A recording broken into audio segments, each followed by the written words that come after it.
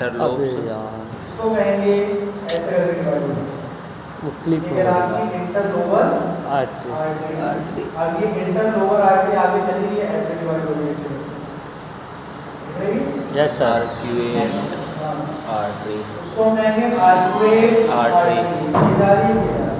अब arcuate artery यहाँ हम पे मंगा जाती तो है कौन ऐसे कौन नहीं divide करा हो था गई। दूसरे मंगा दे मतलब जान हाजिर कर देते उसको हम कहेंगे कॉर्टिकल हैं? Radiate artery. हमका डांटो, अब सबका बांटो। कॉर्टिकल रेडिएट आर्टरी बनाई जाके अभी अब पहले अफरेंट आर्टीरियोल फिर ग्लोमेरुलस आर्टरोस ठीक है? टैपी कैपिलरीज। कैपिलरीज समझ में आया इसको? फिर ये वापस निकलेगी glomerulus Efferent of- moments capsule से। फ्रंट और रियो तो पहले जो होगी उसको एफरेंट आर्टरोस। ठीक है।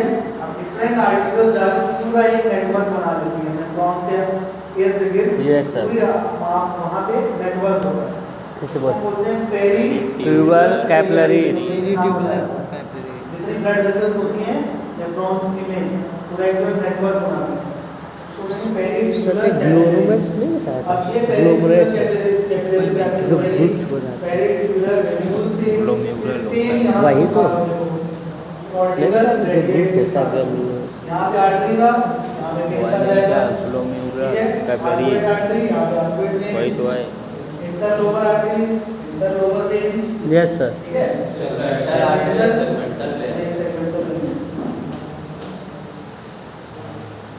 रेनल सीधे रेनल वैन रेनल ठीक है। आता ब्लड फ्लो किडनी में इतना सब कुछ हो जाता है समझ रहे हो तुम्हारी किडनी की कीमत कितनी है। सेगमेंटल वेन्स भी लिख सकते हो क्योंकि सेगमेंटल वेन्स भी यहाँ पे दिख रही है आपको दिख रही है कितनी बार। ये तो आपकी इंटरलोबर वेन्स होती है ऐसे यस सर। ये आ रही है ऐसे ये सेगमेंटल ये वाली आपकी सेगमेंटल वेन्स होगी। तो ये रेनल वेन से सर बहुत ब्लड वापस निकलेगा। अभी तो ठीक। तो ये फ्लो चार्ट आराम से ऐसे आता है और आपको ध्यान रहेगा डायग्राम।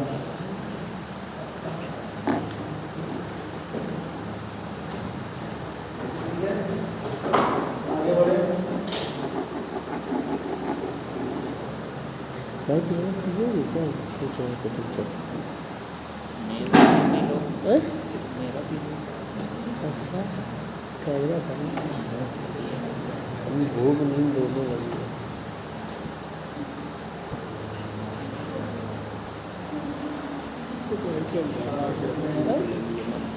अब मेन हमारा है मैकेनिज्म ऑफ यूरिन फॉर्मेशन।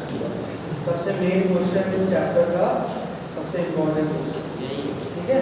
इसी क्वेश्चन आता जा रहा है या इसको रीनल फिजियोलॉजी कहेंगे मैकेनिज्म ऑफ यूरिन फॉर्मेशन या फिर फॉर्मेशन ऑफ यूरिन कुछ भी बोल सकते हैं। इसमें आपके तीन प्रोसेस होते हैं। पहला प्रोसेस ग्लोमेरुलर फिल्ट्रेशन या फिर अल्ट्रा फिल्ट्रेशन भी कहते हैं। दूसरा ट्यूबुलर रीअब्जॉर्प्शन। तीसरा ट्यूबुलर सेक्रेशन। ठीक है। इसको आप सिर्फ रीअब्जॉर्प्शन भी बोल सकते हो इसको एक्टिव सिक्रीशन भी कह सकते हो। ठीक। अब ये होता कहाँ पे ये देखते हैं कौन सा कहाँ पे। अब ये सिंपल स्ट्रक्चर दिखाया गया है नेफ्रॉन का सिंपल तरह से। ये वोमेंस कैप्सूल हो गया यस सर। आपका पीसीबी आ गया एसीडी डीसी से पहले आ गया लास्ट में पीसीबी आ गया यूरिन जाके कलेक्ट हो गया। Yes, तो ये sir. सिंपल सीधा सीधा दिखा दिया यस ठीक है। ये आज आपने अफरेंट आ गई और डिफरेंट पीसीबी जाके ब्लड ब्लड Reabsorb. अब पहला पार्ट आपका होता है यहाँ पहला प्रोसेस होता है ग्लोमेरुलर कैप्सूल या वोमेंस कैप्सूल। इसको हम कहेंगे ग्लोमेरुलर फिल्ट्रेशन ठीक है। इन द ग्लोमेरुलस ब्लड दूसरा ट्यूबुलर रीअब्जॉर्प्शन मेनली आपका होता है पीसीटी में। वहाँ भी होता है डीसीटी में भी थोड़ा बहुत होता है लेकिन मेनली होता है पीसीटी में ठीक है। तीसरा आपका होता है ट्यूबुलर फिल्ट्रेशन मेनली होता है डीसीटी ठीक है। डीसीटी इतना खाली समझ लो बस बाकी आगे रहता है फिर डिटेल में आगे बढ़ते हैं। अब पहला पार्ट है आपका ग्लोमेरुलर फिल्ट्रेशन। इसको और क्या बोलते हैं? अल्ट्राफिल्ट्रेशन। ठीक है। अब इसमें लिखा है जब ब्लड पास करेगा कैपिलरी से तो क्या होगा? All the substance except plasma को और ब्लड सेल्स को हटा दो, तो जितना भी बचा वो सब क्या हो जाएगा? फिल्टर हो जाएगा। सेमी परमेबल प्लाज्मा को और ब्लड सेल्स को हटा दो ब्लड में से, तो सारी चीजें क्या हो जाएंगी? सेमी परमेबल मेम्ब्रेन से ग्लोमेरुलस की सेमी परमेबल मेम्ब्रेन से फिल्टर हो जाएगा। ठीक है? Yes sir. पहला प्रोसेस। अब अमाउंट ऑफ फिल्ट्रेट, अब 1 मिनट में कितना फिल्ट्रेट आ रहा है, फिल्टर होकर जितना आपको मिल रहा है लिक्विड, उसको कहते हैं ग्लोमेरुलर फिल्टर रेट। 1 मिनट में कितना फिल्ट्रेट कलेक्ट हो रहा है, इसको कहा जाता है GFR। ठीक है? जो भी होता है 1 मिनट में 125 ml या फिर पूरे एक दिन में 180 लीटर। तो हमारे जो नेफ्रॉन्स होते हैं वो एक दिन में इतना 180 लीटर फिल्ट्रेशन करते हैं रोज। ठीक है? ये बात समझ में आई? तो समझ गए? एक बार मुझे में इतना करेगा दिमाग में काम ठीक है? अब देखो यहाँ पे दिमाग ये आ रहा है ब्लड इसमें आया, ये कैपिलरीज है, नेटवर्क ऑफ कैपिलरीज, यहीं से ब्लड नीचे चल जाएगा। ठीक है? यहाँ पे क्या लिखा है? इस प्रोसेस के दौरान, फिल्ट्रेशन के दौरान क्या हो रहा है? वाटर और सॉल्यूल्स जितने भी ब्लड से चलते हैं वो कहाँ पे पास होते हैं? कैप्सुलर स्पेस में, मतलब ये वाला स्पेस समझ रहे हैं ना? छन के इस स्पेस में आते हैं। ठीक है? उसके बाद अब ये होता कैसे है? फिल्ट्रेशन यहाँ पे कैसे हो रहा है? अपने आप क्यों हो रहा है? उस चीज को आगे देखिए। फिल्ट्रेशन जो हो रहा है वो क्यों हो रहा है? कैसे बता रहे? क्या बता रहे?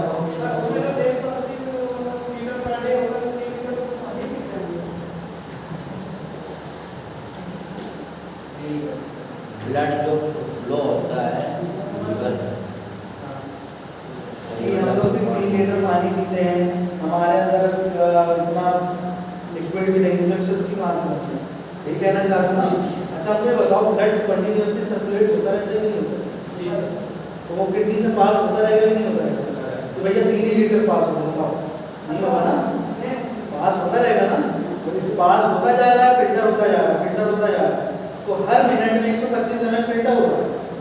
भैया कार्डियक आउटपुट हार्ट क्या करेगा? ब्लड को पंप करता जाएगा। ऐसा तो नहीं कि 3 ही लीटर पंप करेगा रुक जाएगा, हर सेकंड पंप करेगा। समझ रहे हो? तो वो चलता रहेगा, दिन भर चलता रहेगा।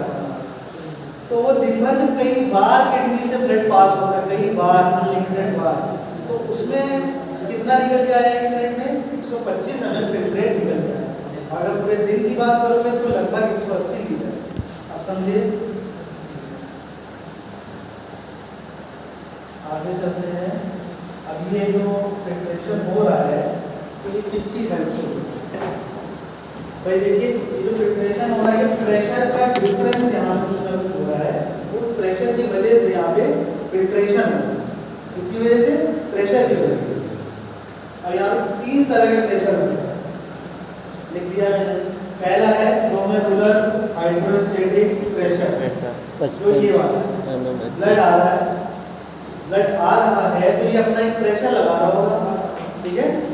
उसको कहाँ पे लग रहा है? ग्लोमेरुलर कहाँ पे लग रहा है?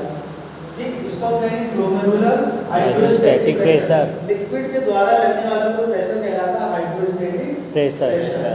ठीक है? जो कि होता है 55 mmHg। ठीक है? दूसरा है ब्लड ऑस्मोटिक प्रेशर। अच्छा देखो, जो ग्लैंड को पकड़, ये आपका अफरेंट है, ये डिफरेंट है। यहाँ पे कुछ साइज का डिफरेंस दिख रहा है? Yes sir. ये ठीक है, ये थे ना, ये पतला है तो प्रेशर बढ़ गया ना यहाँ पे। Yes sir. एक चौड़ा है तो एक पतला है तो प्रेशर बढ़ गया यहाँ पे। ठीक है? इसी वजह से लिखा हुआ यहाँ पे कि अब डिफरेंट आपका नैरो होता है, अफरेंट आपका थोड़ा सा मोटा होता है। इसकी वजह से हाइड्रोस्टेटिक प्रेशर बिल्ड हो जाता है जगह पे। समझ गए? जो भी होता है 55 mmHg। ठीक? अब उसके बाद the pressure opposed by osmotic pressure of the blood. provided mainly by plasma protein and by filtrate hydrostatic pressure in the glomerular capsule. मतलब जो फिल्टर होने में वैसा देखो, होता है। अब इस ब्लड में आपके कुछ प्लाज्मा प्रोटीन्स पड़े हुए हैं, मैं उन्हें चीजें चिपका पड़ी हुई हैं, ठीक है। उन चीजों की वजह से ये अपना एक प्रेशर होगा। ब्लड में कुछ सॉल्यूट्स पड़े, कुछ कंटेंट्स पड़े हैं, वो कंटेंट्स क्या रुकावट की तरह लगेंगे ना, तो वो रुकावट की तरह जो लगेंगे यहाँ पे ब्लड प्लाज्मा कहीं डिस्टर्ब ना करो, pressure oppose by the osmotic pressure of the blood provided mainly by plasma proteins. जो ब्लड में प्लाज्मा प्रोटीन्स पड़े हैं उनकी वजह से भी प्रेशर क्रिएट होगा, इसको हम कहेंगे ब्लड ऑस्मोटिक प्रेशर। ठीक, ये जो ब्लड आ रहा है ये अपना एक लिक्विड पार्ट भी है, इसमें सेल्स भी हैं, प्रोटीन्स भी हैं और भी बहुत सी चीजें हैं, वेस्ट मटेरियल। तो जो लिक्विड की वजह से प्रेशर लग रहा है उसको तो कह रहे हैं हाइड्रोस्टेटिक। Yes sir. वहाँ पे जो कुछ सॉल्यूट्स पड़े हैं, कुछ कंटेंट्स पड़े हैं, वेस्ट हैं, सेल्स हैं, उनकी वजह से प्रेशर लग रहा है, उसको हम कहेंगे ब्लड ऑस्मोटिक प्रेशर, जो कि होता है 30 mmHg। ठीक है, दूसरा प्रेशर। तीसरे प्रेशर क्या आते हैं? Capsular hydrostatic pressure. अब कुछ चीजें यहाँ पे फिल्टर हो क्या आ रही, फिल्टर हो क्या कलेक्ट होंगी। Yes sir. ये भी लिक्विड है, Yes, sir. फिल्टर हो रहा है, तो ये लिक्विड है, ये भी क्या करेगा एक अलग से अपोजिट प्रेशर लगाएगा। विपरीत। ठीक है, ये एक प्रेशर लगाएगा, देखो यहाँ से आ रहा है, नीचे की तरफ प्रेशर लगाएगा, और जो इसके अंदर का ब्लड का कंटेंट है, जो ब्लड ऑस्मोटिक प्रेशर है, वो ऊपर की तरफ प्रेशर लगाएगा अपोजिट में। नीचे वाला जो हाइड्रोस्टेटिक प्रेशर है फिल्ट्रेट का, वो भी अपोजिट डायरेक्शन में प्रेशर लगाएगा। तो एक प्रेशर नीचे लगा रहा है, बाकी दो प्रेशर ऊपर की तरफ लगा रहा है। समझ में आ रहा है? तो तीनों का ये इतना है 55 50 50, इतना समझ में आया? तो फाइनल प्रेशर कितना लगेगा? नेट प्रेशर कितना लगेगा? 55 माइनस 30 माइनस 50, तो कितना हो गया? 10 mmHg, जो कि नीचे की तरफ लगेगा, क्योंकि जो नीचे की तरफ क्यों लगेगा ये बताओ। ये 10 mmHg ऊपर की तरफ नहीं लग रहा है जो बचा, क्योंकि सबसे बड़ा प्रेशर जो है वो नीचे की तरफ जा रहा है 55, ये सबसे बड़ा प्रेशर लग रहा है, इसीलिए इसमें से बाकी को निकाल दिए मैंने अपोजिट वाले, लेकिन फिर भी 10 बच गया। तो ये जो 10 बचा हुआ है उसकी वजह से चीजें क्या होंगी यहाँ पे नीचे जाएगा, प्रेशर की वजह से फिल्टर होगी। ऊपर से प्रेशर लगाओगे तो फिल्टर होगी। फार्मास्यूटिक्स में पढ़ते हैं नॉर्मल फिल्ट्रेशन करते हैं, अगर नॉर्मल फिल्टर नहीं होना तो ऊपर से प्रेशर अप्लाई करते हैं। ठीक, तो वही प्रेशर यहाँ पे काम देगा। तो 10 mmHg आपके जो नेट फिल्ट्रेशन प्रेशर है जो 10 mmHg, उसकी वजह से क्या हो रहा है? फिल्ट्रेशन हो रहा है। इसी प्रोसेस को हम बोलते हैं अल्ट्रा फिल्ट्रेशन। ठीक, नेक्स्ट सेलेक्टिव रीअब्जॉर्प्शन। अब जो हमारे पास फिल्ट्रेशन के बाद फिल्ट्रेट आया वो पास करेगा कहाँ से? पीसीबी से, डीसीबी से। ठीक है, तो जो पास आगे की तरफ बढ़ेगा तो उसका क्या होगा? रीअब्जॉर्प्शन होगा। इसमें 99% का रीअब्जॉर्प्शन हो जाता है। पूरे फिल्ट्रेट का 99% क्या हो जाता है? निकल जाता है वापस। ठीक, इसमें क्या क्या चीजें होती है? वाटर, ठीक है, sodium, potassium, chloride, bicarbonate, phosphate, glucose, सब चीजें क्या होती है? वापस रीअब्सॉर्ब हो जाती हैं। इसके थ्रू पीसीबी। ठीक है, वाटर देखो कितना अब्सॉर्ब हो रहा है यहाँ पे 65% हो रहा है पीसीबी से, बाकी चीजें भी पीसीबी से अब्सॉर्ब हो जा रही हैं। अब जैसे सोडियम है, सोडियम पीसीबी से भी होता है, डीसीबी से भी होता है, सोडियम का बहुत बड़ा रोल होता है। ठीक है, ग्लूकोज यहाँ पे 100% वापस चला जाता है। ठीक है, आगे बढ़ते हैं। अब यहाँ पे जो रीअब्सॉर्प्शन हो रहा है वो दो तरीके से होता है। एक होता है एक्टिव एंड पैसिव। एक्टिव में एनर्जी की जरूरत होती है, पैसिव में कोई एनर्जी नहीं होती है, बस इतना पढ़ना है। उसके बाद वाटर का भी रीअब्सॉर्प्शन होता है। यहाँ पे वाटर का कितना हुआ? 165%। यहाँ पे कहाँ हो रहा है? 50 हो रहा है। लूप ऑफ एल में वाटर का एब्जॉर्प्शन किस प्रोसेस से? ऑस्मोसिस। ऑस्मोसिस क्या होता है? जब कोई चीज लो कंसंट्रेशन से हाई कंसंट्रेशन जाती है थ्रू सेमी परमेबल मेम्ब्रेन। ठीक है, किसी बीच में कोई मेम्ब्रेन लगी है जिससे आर पार चीजें जा सकती हैं, तो लो कंसंट्रेशन से हाई की तरफ जाता है, उसको कहते हैं ऑस्मोसिस। तो यहाँ पे वाटर क्या होता है, लो से हाई की तरफ भागता है, मतलब हमारे नेफ्रॉन से वापस ब्लड कैपिलरी में, ठीक है। यहाँ पे 15% एब्जॉर्प्शन हो रहा है ग्लूकोफेनिन में। उसके अलावा ग्लूकोफेनिन में सोडियम, पोटेशियम, क्लोराइड की रीअब्जॉर्प्शन होता है, ठीक है। आगे बढ़ते हैं, डीसीटी की बात करते हैं। ज़्यादातर इलेक्ट्रोलाइट्स जैसे कि क्लोराइड, पोटेशियम, सोडियम, बाइकार्बोनेट, सब इलेक्ट्रोलाइट्स हैं। ये आपके कहाँ से एब्जॉर्ब हो रहे हैं? Sodium under the influence DCT से। क्या-क्या? डीसीटी से जितने भी इलेक्ट्रोलाइट्स हैं, जैसे कि स्पेशली सोडियम, ठीक है। सोडियम यहाँ पे रीअब्जॉर्ब कर रहा है, डीसीटी में भी, यहाँ पे भी कर रहा था, यहाँ पे भी कर रहा था, मतलब डीसीटी में भी कर रहा था, ग्लूकोफेनिन में भी हो रहा था, और डीसीटी में भी हो रहा है। अब डीसीटी में किसकी वजह से होता है? इन्फ्लुएंजा। इसके बाद में आएंगे, ठीक है। एंड बाइकार्बोनेट से भी एब्जॉर्ब हो जाएगा।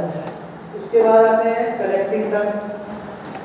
कलेक्टिंग डक्ट, अब देखो यहाँ पे वाटर कितना था, 65, 15, 80, 80 80 15 50 है। यहाँ पे कितना, 95, 95, ठीक है। लगभग 95% वाटर एब्जॉर्ब पूरा ही एब्जॉर्ब होगा, बचा 5% वो आगे चला जाएगा, ठीक है। अब कलेक्टिंग डक्ट से वाटर 15% एब्जॉर्ब हुआ under the influence of ADH hormone.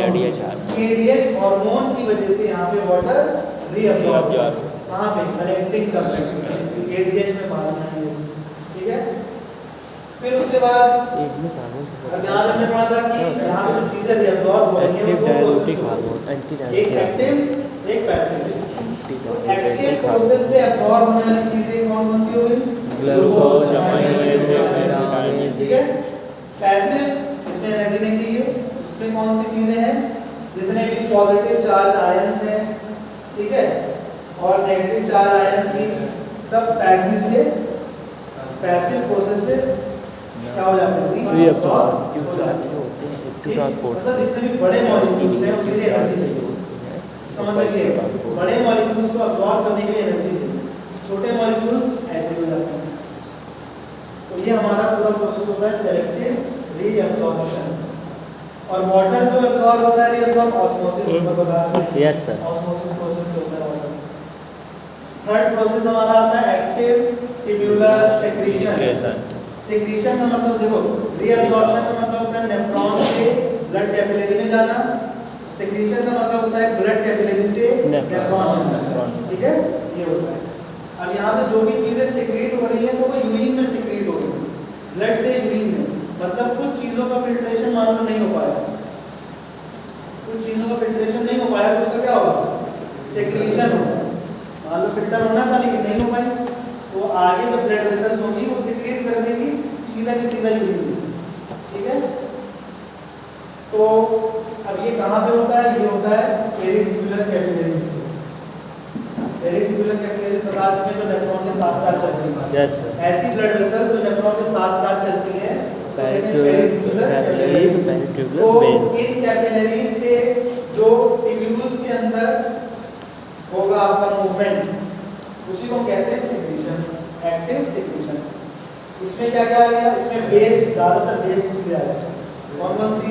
Creatinine, ammonia, potassium, hydrogen hydrogen ion, ये सब क्या एक्टिव होते हैं? Actively secreted. PCT energy, energy. ये सब सेक्रेटेड होते हैं। उसके अलावा आप कुछ दवाएं खाते हैं तो उन दवाओं में जो वेस्ट मटेरियल होता है, जैसे पेनिसिलिन लिया है, एंटीबायोटिक है, एस्पिरिन लिया है, पेन किलर है, तो इनका जो वेस्ट मटेरियल, मेटाबॉलिक वेस्ट, वो सब यहाँ सेक्रेट होता है, मतलब सेक्रेट होता है पीसीटी एक्टिवली। एक्टिवली मतलब एनर्जी की रिक्वायरमेंट है, ठीक। अगर ये एक्स्ट्रा लिख दिया है, अगर एक्सेस पोटेशियम, जो पोटेशियम ज़्यादा अमाउंट में अगर रह जाता है तो वो कहाँ से सेक्रेट होता है? हाइपरकैलेमिया में, ठीक है, वो इस प्रोसेस से सेक्रेट होता है। अगर वो नहीं होगा उस कंडीशन को क्या कहते हैं? हाइपरकैलेमिया। अगर पोटेशियम की मात्रा बढ़ जाती है तो उसको कहते हैं हाइपरकैलेमिया, क्योंकि हमने देखा ना पोटेशियम यहाँ सेक्रेट हो रहा है, ठीक, अगर ये नहीं हो रहा है, मात्रा बढ़ गई है, तो उस कंडीशन को कहते हैं हाइपरलेमिया। ये सब वन वर्ड आंसर बन सकते हैं, ठीक है। उसके अलावा secretion of hydrogen ion is very important है, यहाँ पे हाइड्रोजन आयन लिखा है। अगर ये भी सेक्रेट नहीं होगा तो क्या होगा, ब्लड का पीएच कम होने लगेगा, ठीक है। ब्लड के पीएच को मेंटेन रखने के लिए इसको भी सेक्रेट होना पड़ता है। Next, thus the tubular filtrate is finally known as, अब लास्ट में जाके कलेक्टिंग डक्ट में जो इकट्ठा होता है उसको फिर क्या बोलते हैं, यूरिन।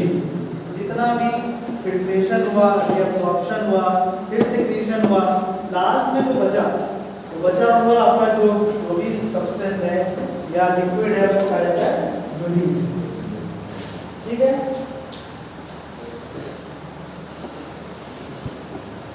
यूरिन यूजली हाइपरटोनिक, मतलब अब ये पूरा एक डायग्राम के फॉर्म में दिया हुआ है, अभी इन डिटेल दिया हुआ डायग्राम कि कहाँ पे क्या क्या सिक्रीशन हो रहा है, मतलब फिल्ट्रेशन कितना हो रहा है, किस किस चीज़ का फिल्ट्रेशन हो रहा है, रीअब्जॉर्प्शन हो रहा है, किस किस चीज़ का हो रहा है, कहाँ पे हो रहा है, ये सब दिया हुआ है। इसको चाहो तो देखो, चाहो तो ना देखो, हमने नोट्स में लिखा है, बस वही बात है। ठीक, जैसे कि ये उठाते हैं पीसीटी में रीअब्जॉर्प्शन किस किस का हो रहा है, वाटर, सोडियम क्लोराइड, कैल्शियम। ठीक है, इस तरह से दिया हुआ है।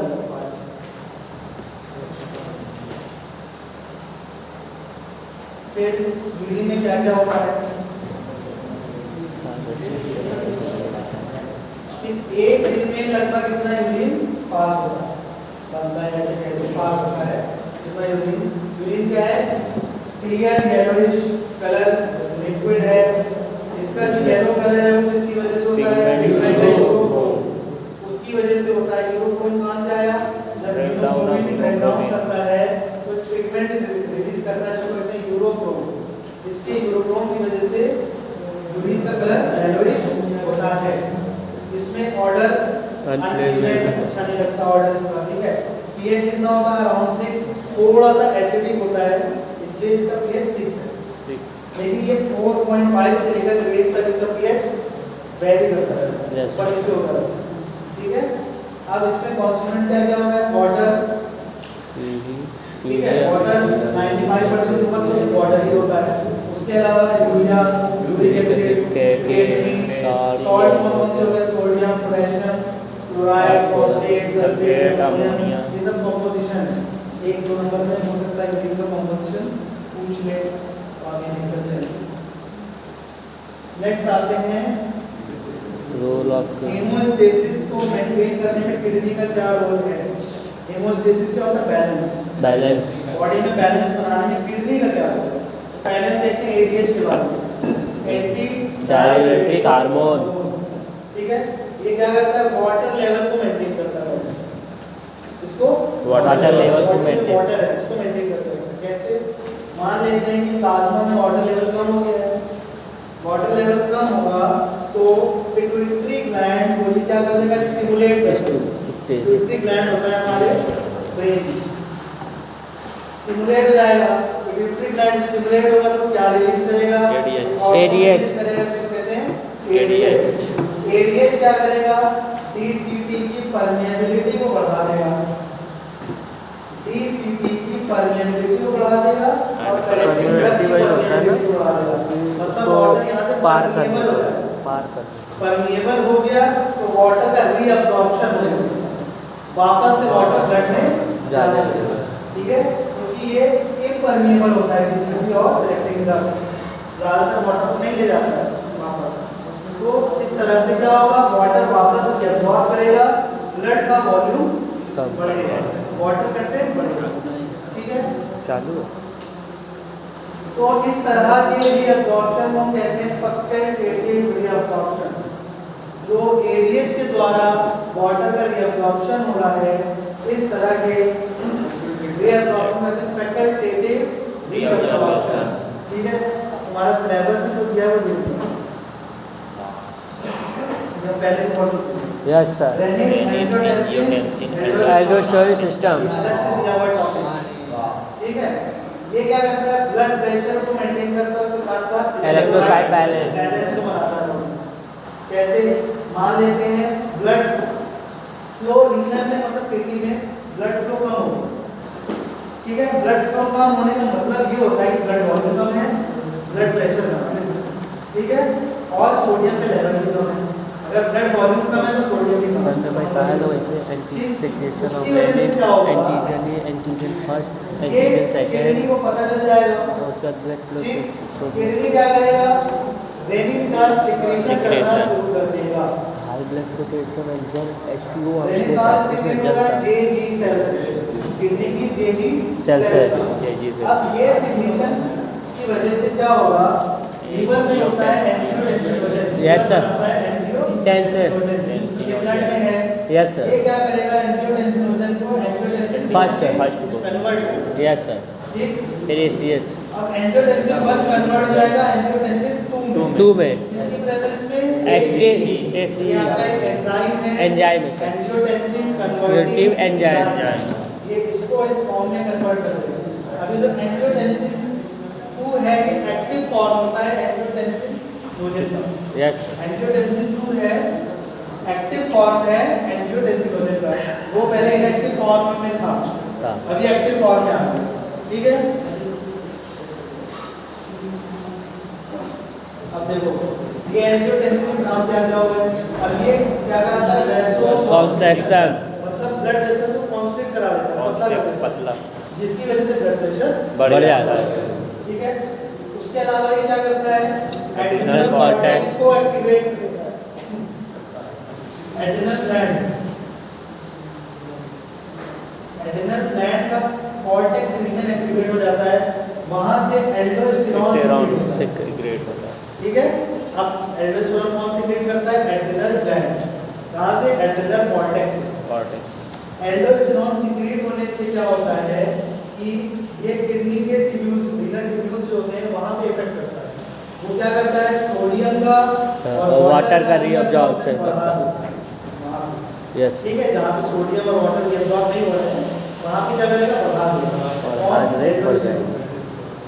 अब इनके बढ़ने से क्या होगा?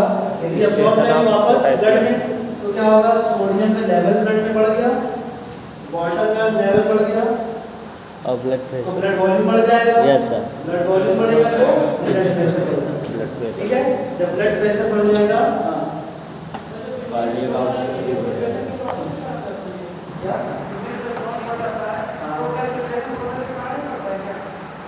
फिल्ट्रेशन प्रोसेस के कारण बिल्कुल हो सकता है।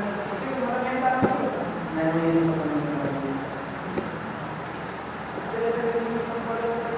भैया जब आप ऐसी चीजें खाने लगोगे कैल्शियम कंटेंट ज़्यादा हो जाएगा तो वो फिल्ट्रेशन में प्रॉब्लम करेगा, ठीक है। वो आपका फिल्टर होगा तो नेफ्रॉन में जाकर फंसेगा, ठीक है। तो फंसेगा तो वहाँ पे यूरिन फॉर्मेशन, यूरिन करने में प्रॉब्लम होती है, होता है ना? अच्छे पकड़ो। यूरिन का फॉर्मेशन कम हो जाएगा। घर कब जा पहले वो किडनी को इम्पेयर कर देता है स्टोन। इम्पेयर का मतलब है किडनी फिल्ट्रेशन नहीं कर पाएगा सही से, यूरिन ऊपर की तरफ ये जा रही लाइन ऐसे ऊपर करके। Yes sir. ठीक। जब ब्लड प्रेशर इंक्रीज हो गया, एक तो यहाँ से इंक्रीज हो रहा था, एक नीचे जो हमने देखा था ब्लड प्रेशर, तो एक नेगेटिव फीडबैक आता है किडनी की तरफ कि ब्लड प्रेशर बढ़ गया, अब आप रेनिन को रिलीज करना बंद करो। अगर रेनिन रिलीज होता रहेगा तो ब्लड प्रेशर बढ़ता जाएगा। Yes sir. तो जब नॉर्मल हो जाएगा ब्लड प्रेशर तो एक नेगेटिव फीडबैक आएगा यहाँ से कि अब आप रेनिन का सेक्रेशन रोक बंद दीजिए। करें, क्योंकि ब्लड प्रेशर नॉर्मल हो गया, ब्लड वॉल्यूम नॉर्मल हो गया है, सोडियम का लेवल नॉर्मल हो गया। ठीक, समझ में आ गया ये पूरा हमने इस चीज़ को लिख दिया है, जो समझाया है। Yes sir. आप सब उसको ऐसे लिख दिया है कि उसके बाद ये आपका यूरेटर्स इसके बारे में है, इसके बाद ब्लैडर आता है उसके बारे में है, फिर लास्ट में यूरेथ्रा आता है उसके बारे में। तो पहले बात करते हैं यूरेटर्स। देखो ये दिया हुआ है adrenal gland. Yes sir. Kidney के ऊपर जो ग्लैंड होता है एड्रिनल ग्लैंड, यहीं से एल्डोस्टेरोन सीक्रेट होता है, ठीक है। यूरेटर्स लॉन्ग ट्यूब स्ट्रक्चर होते हैं। Yes sir.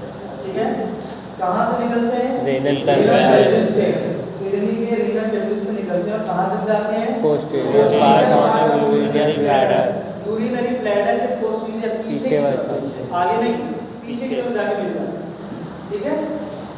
उसके बाद इनका लेंथ कितना होता है? 25 से 30 सेंटीमीटर लेंथ, डायमीटर होता है 0.5 सेंटीमीटर। 0.5 centimetre diameter. अब इसमें आपके 3 लेयर्स होते हैं टिश्यू के, इसको अगर ऐसे बीच से काटो तो 3 लेयर्स होती है इसकी दीवार का। कौन कौन से? इनर लेयर सबसे ऊपर वाली म्यूकोसा होती है जो कि स्ट्रेच करती है, ठीक, जब यूरिन पास होता है। मिडिल लेयर मस्कुलर लेयर होती है, स्मूथ मसल्स की बनी होती है। Outer layer fibrous connective tissue की होती है, ठीक है। फंक्शंस क्या होता है? यूरिन को यहाँ से कैरी करके ब्लैडर तक लाना, ठीक है, कॉन्ट्रैक्शन करते हैं, बस वही। यूरिनरी ब्लैडर पे आते हैं। यूरिनरी ब्लैडर आपका पहला क्या है? डिस्टेंसिबल, कोलैप्सिबल, ऐसे पिचक सकता है, ठीक है। पियर शेप का होता है, जो उसका शेप है उसको कहते हैं पियर। पियर हिंदी में क्या कहते हैं? अनपढ़ पता है? नहीं पता। नहीं, अरे यार ऐसे लंबा अर्ध कहाँ पे लोकेशन होती है यूरिनरी ब्लैडर की? स्केलेटल सिस्टम में पढ़ा था, पेल्विक रीजन, यहाँ वाला पेल्विस कहते हैं इसको। अच्छा। पेल्विक रीजन में लोकेट होता है, ये पूरी कैविटी है, कहते हैं abdominal cavity, just behind symphysis pubis. याद आया कुछ ये? ठीक है, सिम्फाइसिस प्यूबिस याद आया? जहाँ पे कहीं नहीं चल रहा पेल्विक बोन ऐसे मिलके जाते हैं, इस वाले पार्ट में है सिम्फाइसिस प्यूबिस। इसके जस्ट पीछे की तरफ होता है हमारा यूरिनरी ब्लैडर। ब्लैडर कैपेसिटी कितनी होती है? 700 से 800 इसकी कैपेसिटी होती है, ठीक है। नाशपाती के आकार। मेल्स में आपका जो होता है रेक्टम के नाशपाती क्या आगे होता है? की तरफ होता है, अच्छा, अमरूद की जैसे। डाइजेस्टिव सिस्टम का एंड पार्ट, ठीक है, रेक्टम के आगे की तरफ होता है। फीमेल्स में क्या होता है? वेजाइना के आगे की तरफ होता है, लेकिन यूट्रस के नीचे की तरफ होता है। यूट्रस ऊपर है, यूट्रस ऊपर है, ऊपर से नीचे की तरफ जाएंगे क्या मिलेगा? यूरिनरी ब्लैडर, ठीक है। उसके बाद यूरिनरी ब्लैडर की 3 लेयर्स होती हैं। Inner layer mucosa, middle layer muscular layer, ये इंपॉर्टेंट है, यहाँ पे लिखा है blood pressure muscle. Inner layer सबसे अंदर वाली लेयर को म्यूकोसा कहते हैं, ठीक है। उसमें कुछ फोल्ड्स होते हैं मसल्स के। अब आओ मिडिल लेयर पे। मिडिल लेयर आपकी मस्कुलर मसल से मिलकर बनी है। कौन सी मसल? डेस्ट्रोसर मसल्स। यही मसल क्या करती है? कॉन्ट्रैक्ट करती है जब हमारा यूरिन पास होता है, ठीक है। यही मसल क्या है? Helps in emptying of bladder when contracted. ये मसल जब कॉन्ट्रैक्ट करेगी तो यूरिन आगे की तरफ फ्लो करेगा, ठीक है। उसके अलावा आउटर लेयर में ब्लड वेसल्स होती हैं, नर्व्स होती हैं। कुछ इस तरह का हमारा ब्लैडर का शेप होता है, ठीक। ये आ रहा आपका यूट्रस, देखो ये यहाँ पे आके ऐसे ओपन हो जाता है, ठीक है। यहाँ पे यूरेटर आगे से ओपन होता है इस तरह से, ठीक। ये आपका यूरेथ्रा वाला पार्ट है, यहाँ से यूरेथ्रा स्टार्ट हो जाता है। तो ये एक ट्रायंगल शेप बना हुआ है इसमें, ठीक है। इस पार्ट को बोलते हैं हम ट्राइगोन, लिखा हुआ ट्राइगोन। ये 3 यहाँ पे ट्राइगोन, यस ये छेद है जो ट्रायंगल बना है, इसको कहा जाता है ट्राइगोन। ठीक। अपर 2 ऑरिफिसेस, ऑरिफिस छेद है को ऑरिफिस कहते हैं। जो ऊपर के ऑरिफिस है वो यूरेटर की वजह से है, ठीक है। और द लोअर ऑरिफिस इसका ओपनिंग इन द यूरेटा। जो नीचे वाला ऑरिफिस है वो यूरेटर की ओपनिंग है, यहाँ से यूरेटा स्टार्ट होता है, ठीक है। अब एक चीज यहाँ पे यूरेथ्रा जहाँ पे स्टार्ट हो रहा है, जहाँ पे यूरेथ्रल ओपनिंग है, वहाँ पे आपका एक गेट लगा हुआ है, ठीक है। एक तरह से लीड है, दरवाजा है, जिसको हम कहते हैं urethral sphincter, internal urethral sphincter. फिर यूरेथ्रा के एंड में एक गेट लगा होता है, ठीक है। उसको हम कहते हैं यहाँ पे नहीं लिखा है। Outflow उसको of कहते हैं एक्सटर्नल यूरेथ्रल स्फिंक्टर। यूरेथ्रा में एक ओपनिंग में होता है, एक एंड पार्ट, दो गेट लगे होते हैं। पहले वाले कहते हैं इंटरनल यूरेथ्रल स्फिंक्टर, एंड वाले कहते हैं एक्सटर्नल यूरेथ्रल स्फिंक्टर। ठीक, ये वाला जो इस अंदर वाला है ये हमारे कंट्रोल में नहीं है, ठीक है, लेकिन बाहर वाला जो है वो थोड़ा बहुत हमारे कंट्रोल में होता है। तो यहाँ से यूरिन अगर बहुत भर गया है, यहाँ से भर जाएगा तो ये मसल कॉन्ट्रैक्ट कर देंगे, तो ये यहाँ से पास हो जाएगा, एंड इंटरनल वाला खुल जाएगा, हम उसको कंट्रोल नहीं कर सकते, लेकिन कुछ टाइम तक हम बाहर वाले को कंट्रोल कर सकते हैं। जब हम यूरिन बहुत तेज आया हो तो हम कुछ देर के लिए कंट्रोल कर पाते हैं ना, तो वो बाहर वाला जो होता है एक्सटर्नल यूरेथ्रल स्फिंक्टर, उसकी वजह से हम कंट्रोल कर लेते हैं। ठीक, इसका फंक्शन क्या है, यूरिनरी ब्लैडर का यूरिन को स्टोर करना, ठीक है, एक्सक्रीशन से पहले स्टोर करके रखना। लास्ट पार्ट है यूरेथ्रा, सबसे आखिरी वाला क्या है, स्मॉल ट्यूबुलर स्ट्रक्चर जो कि एक्सटेंड कहां से निकला है, बेस ऑफ ब्लैडर, ब्लैडर के बेस से निकला है यूरेथ्रा।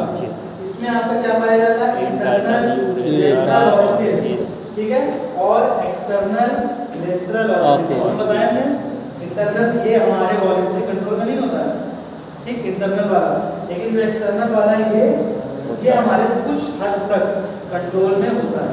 काफी ज़्यादा लोग मेल्स में यूरेथ्रा का साइज ये होता है, फीमेल्स में यूरेथ्रा का साइज कम होता है, ठीक है। फिर 3 लेयर्स का ये भी बना हुआ है, म्यूकोसा, सबम्यूकोसा, मसल लेयर, ऐसे लिख देना आपको, ठीक है। अच्छा, ये जो एक्सटर्नल वाला जो है ये हमारे कंट्रोल में क्यों है, क्योंकि ये स्केलेटल मसल से बना है, इसलिए हमारे कंट्रोल में है। स्मूथ मसल से होगा तो हमारे कंट्रोल में नहीं होता, स्केलेटल मसल को कंट्रोल कर लेते, ठीक है। फंक्शन क्या है इसका, यूरिन को बाहर निकालना होगा, ठीक है। उसके अलावा मेल्स में सीमेन डिस्चार्ज होता है, यूरिन के साथ साथ सीमेन को डिस्चार्ज करने का काम ही हमारा यूरेथ्रा करता है। यहाँ पे हमारा लगभग चैप्टर कंप्लीट। अब इसमें 2 चीज़ें बची हैं, एक है मैच्योरेशन और एक है हमारा क्लियरेंस टेस्ट, जो कि एक क्लास में कंप्लीट है। मैच्योरेशन